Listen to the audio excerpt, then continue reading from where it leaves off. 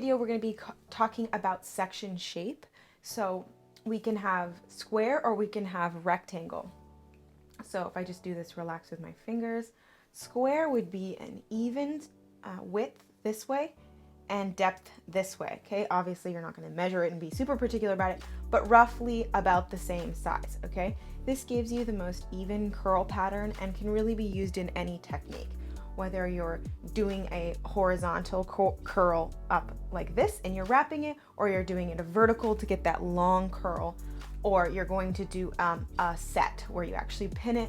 All of these things are fine with square. It's a really universal and versatile sectioning shape, okay? So then we'll go over the two types of rectangles. So we're gonna make this a little bit thinner. Okay, and for now. So a rectangle would be a section that's longer this way and thinner this way, and this one would be a horizontal. Okay, so if I said horizontal section, this is what I'd mean. Okay, these are really great for sets going this way, especially when you get into blow dries. Horizontal sections are really important because you don't want them to be too thick. You won't be able to dry it, but you want it wide as the brush. This can be as wide as the curling iron this way and about as thick as the curling iron this way. That way you can get even heat distribution, and then when you're done rolling up the curl, you can pin it on its base, okay?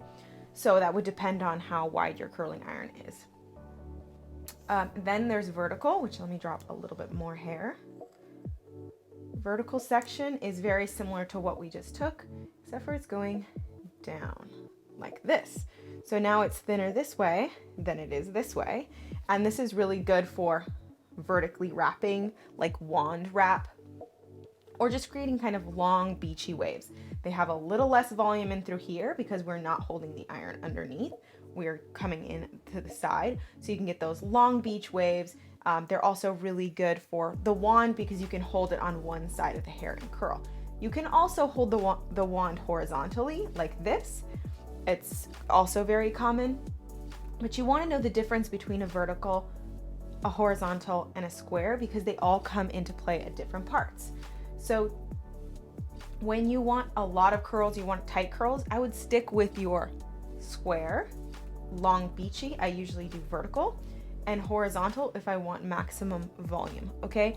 And then you can play around with using these different techniques with all your curling irons, okay? So the only one that I'd really 90% of the time recommend horizontal is your crimping iron, your waver, because it's wide this way and you usually want to create a texture going this way. Occasionally, some people will do it this way, but it kind of kills the effect of the waver. So that's like one of the only tools is when you're using a crimper, you want to do it in these horizontal and almost never vertically.